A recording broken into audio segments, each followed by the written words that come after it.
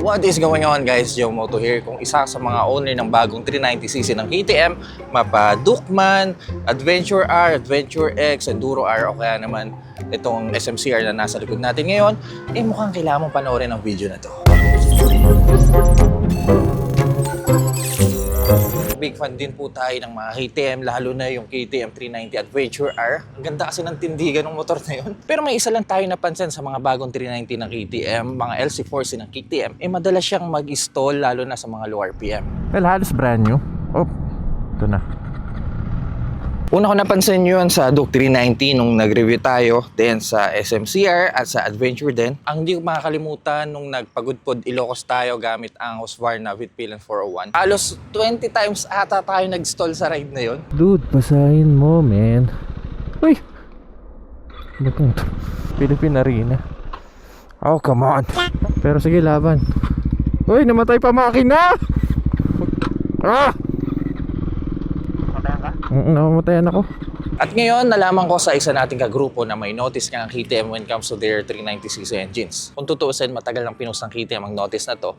Then, hineads up tayo ni Cranks, ang owner ng SMCR, at naisipan ko share sa inyo yung nangyari. Teka, basahin natin.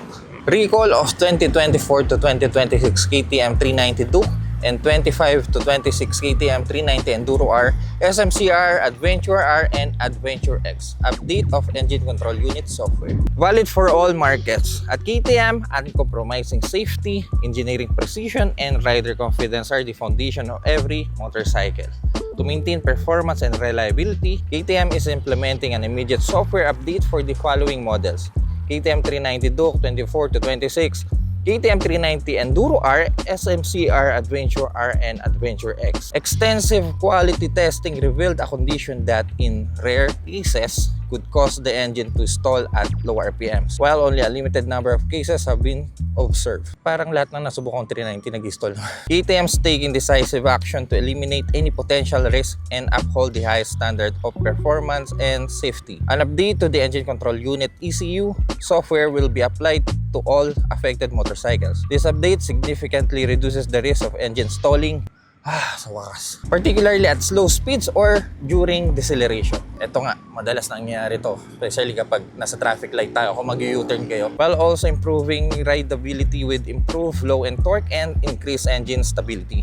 Owners of affected motorcycles will receive a notification by letter and are requested to contact an authorized KTM dealer to arrange a complimentary software update. The update will be carried out free of charge and exclusively by KTM authorized dealer network. Siguro guys, mas maganda punta lang kayo kung saan nyo kinuha yung unit nyo. Then doon, ayon sa letter na to, free of charge to, wala kayong babayaran. Hindi ko lang sure, malaman natin mamaya siguro kay Crack kasi in-update niya na to. Verification of affected motorcycles and a complete list of dealers are available in the service section of the KTM official KTM website. This action underscores KTM's commitment to product quality and rider safety and long-term trust. By acting quickly and decisively, KTM assures that every motorcycle continues to improve the performance and reliability expected from the brand. Ito po ang recall letter ng KTM. So sa wakas, ginawa na nila ng paraan para mapaganda yung throttle response ng mga motor nila. Siguro mas maganda kung kasapin natin isa sa mga owner ng KTM. Guys, meet Cranks Casual, isa sa mga YouTuber at may-ari ng SMCR.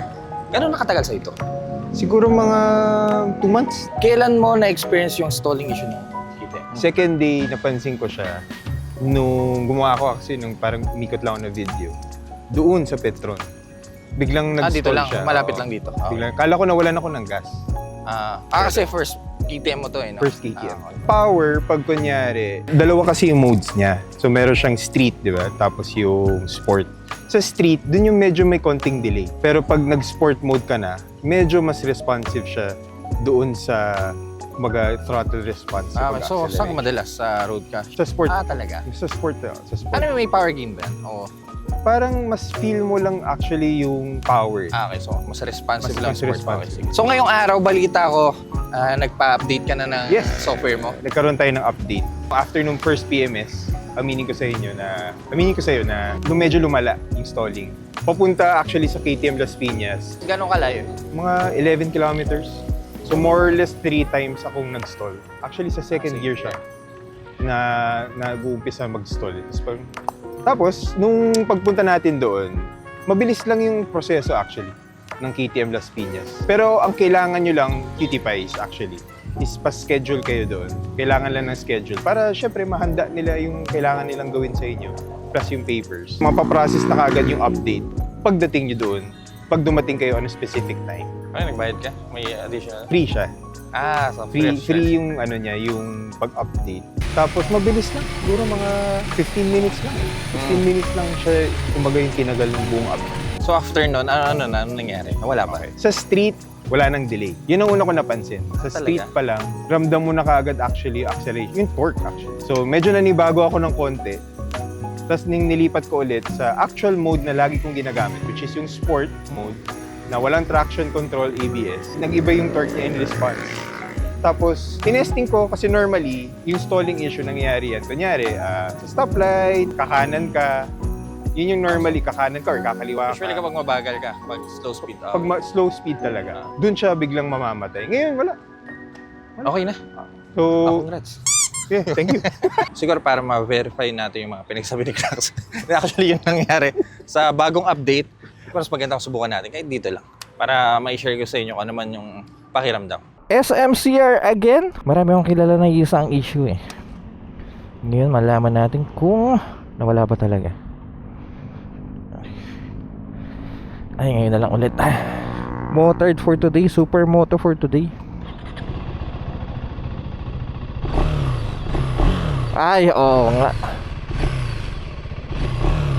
Mas naging responsive yung bawat ref natin. Dati may millisecond na delay. Ngayon parang real time na eh. Subukan natin sa daan. May bago ako. Ngayon na lang ulit ako nakahawak na SMCR.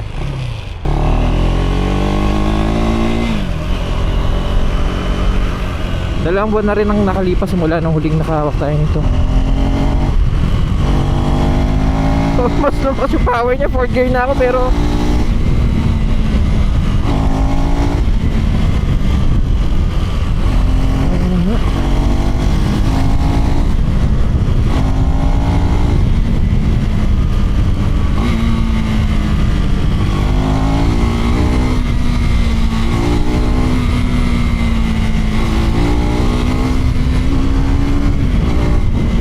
ginto. Naka-sport mode pala tayo.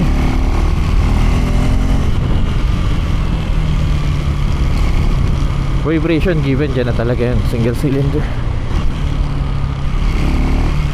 Yung braking lang talaga sa harap, di ko gusto. Gusto kong masubukan to kapag mabagal tayo eh. Hindi traffic sa area na to. Siguro pasok lang tayo sa gasoline station. Ito, second gear. Usually dito mag-i-stall. Mabagal tayo, biglang pipiga ka. Ayun, nawala oh. Kadalasan namamatay sa ganun eh. First gear, second gear. Bagal tayo. Kunyari, pasok tayo dito. Yan, low RPM, pipiga ka. Ayun, hindi tayo nag-stall dun sa part na yun. Second gear yan low RPM. Yan. Madalas doon namamatay eh. Pag ganitong takbot, pipiga ka sa throttle. Hindi. Laruin natin yung mga gears. Huwag lang sa high gear yun, malaki talaga ang chance na mag-stall yung bike. Tulad ng ibang mga motor. Mas gusto ko nga yung power nito kaya sa dati.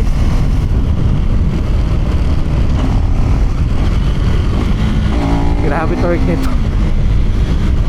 Pwede ka na mag-wheelie eh. Second gear Tingnan nyo kung gaano kalakas torque nito.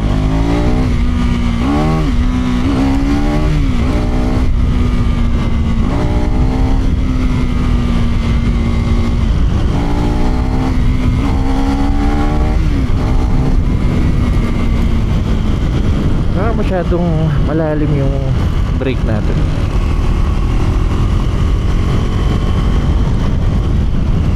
Sarap nito, SMCR. Actually gusto ko itsura ng motor na to. Yun lang talaga ang hinaing ko sa SMCR. Yung power niya, yung pagka-delay niya, tsaka yung stalling issue. So ngayon na-resolve na ng KTM. Pero yung pagal tayo. natin yung mamatay makina. Hindi. Second gear sa pa. Hindi siya namatay.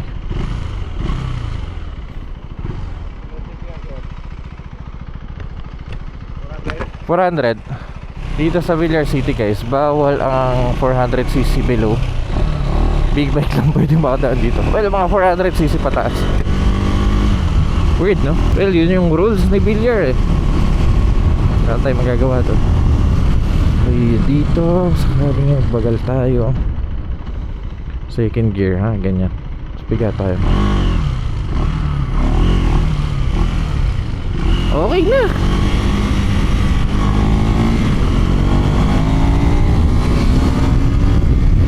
Wala pala quick shifter. Ba yan, nasanay na ako.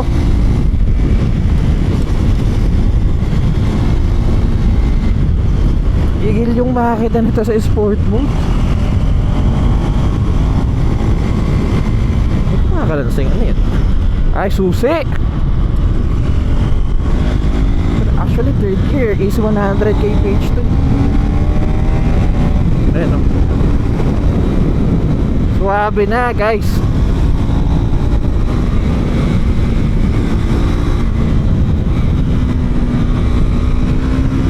So sa mga owner ng bagong 390cc KTM, punta lang kayo sa mga KTM dealers at pwede kayo magpa-update ng walang bayad. So pwede na tayo mag-adventure R pala. Right. Pogi talaga nito, no? Right guys, so magandang balita dahil na-resolve na ng KTM ang issue nila pagdating sa LC4C. Siguro bibigyan na rin natin kayo ng update kung sakali mang bumalik yung issue. Sakali lang naman. Madalas ko naman nakaka-ride to si Cranks eh. So malalaman nyo sa mga videos natin. Lalo na pag nag-long ride tayo, mag-set ako ng long ride kasama tong SMCR. Hanggang dito na lang muna tayo. Shinare ko lang sa inyo ang update dito sa mga KTM bikes. Kung nakatulong ang video na to, kindly leave a like at kung mahilig kayo sa mga ganitong content, huwag kayo mag-alala dahil nasa tamang channel kayo, so make sure to press that subscribe button dyan sa baba. Gumanda na ang panahon sa wakas at see you po sa next content.